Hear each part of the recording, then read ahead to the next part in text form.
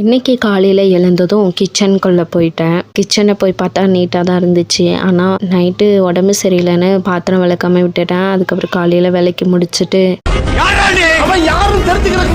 காலையில் பிரேக்ஃபாஸ்ட்டாக தோசையும் சட்னியும் செய்யலான்னு சட்னிக்கு எல்லாமே ப்ரிப்பேர் பண்ணி ரெடி பண்ணி வச்சுட்டேன். அதுக்கப்புறம் சட்னி அரைச்சி தாளித்து முடிச்சாச்சு. அப்புறம் தோசையை சுட்டு சாப்பிட்டு ஐயோ இதுகளும் சரி பண்ணுதே ரெஸ்ட் எடுக்கலான்னு பார்த்தா மதியம் செய்யறதுக்கு எதுவுமே இல்லை. அதனால ஜெப்டோவில் ஆர்டர் போட்டுட்டேன். ப்ராடக்ட் எல்லாம் ரீசெக் பண்ணிவிட்டு அது எல்லாத்தையும் என் பொண்ணு தான் அரேஞ்ச் பண்ணிக்கிட்டு இருந்தா.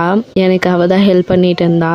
அப்புறம் எல்லாத்தையுமே ஃப்ரிட்ஜில் செட் பண்ணிவிட்டு சரி சமைக்கலான்ட்டு போயிட்டு இருந்தேன். என் ஹஸ்பண்ட் அரிசி இல்லைன்னு சொல்லிட்டு அவர் வாங்கிட்டு வந்தார். அப்புறம் 2 பொண்ணுங்களும் விளையாடிட்டு இருந்தாங்க.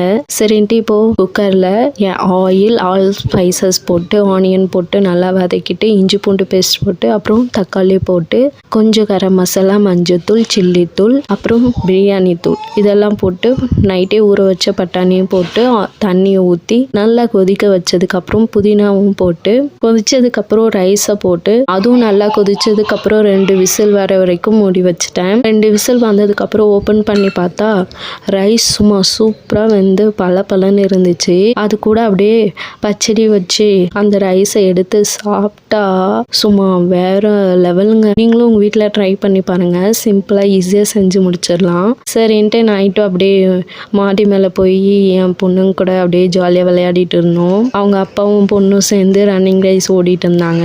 என் பொண்ணுக்கு ஒரே ஜாலியாக இருந்துச்சு. அப்புறம் பாயை போட்டு கொஞ்ச நேரம் அப்படியே உட்காந்துட்டு நிலாவை ரசிச்சுட்டு இருந்தோம். அப்போ என் ஹஸ்பண்டை உங்களுக்குலாம் ஒரு சர்ப்ரைஸ் வச்சிருக்கேன்னு சொன்னார். என்னன்னு பார்த்தா எங்களுக்கே தெரியாமல் அவரே ஜெப்டோவில் ஆர்டர் போட்டிருக்காரு. அதை எங்களுக்கு தெரியாமையே எடுத்துட்டு வந்தாரு. என்னன்னு பார்த்தா ஐஸ் கேக் தாங்க.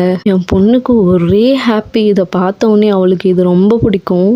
ஏன்னா இதில் நிறைய சாக்லேட் இருக்குல்ல, அதனால அவளுக்கு ரொம்ப ஃபேவரட் இது. அப்புறம் அதை அப்படியே கட் பண்ணி ஆளுக்கு ஒரு பீஸ் சாப்பிட்டோம். அந்த ஐஸு கேக்கு சும்மா வேற லெவலில் இருந்துச்சு. இன்னைக்கு டே இப்படி தாங்க போச்சு. நெக்ஸ்ட் வீடியோவில் சந்திப்போம். தேங்க்ஸ் ஃபார் வாட்சிங்.